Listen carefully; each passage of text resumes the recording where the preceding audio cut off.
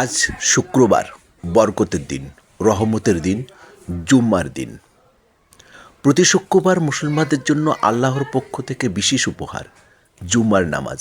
হাদিসে এসেছে, সূর্য উদিত হওয়ার সেরা দিন হলো জুমআর দিন।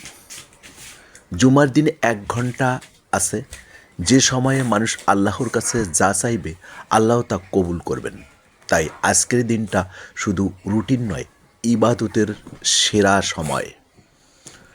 জুমার নামাজ শুধু ফরজ নয়, এটা আমাদের ইমানের পরিচয়।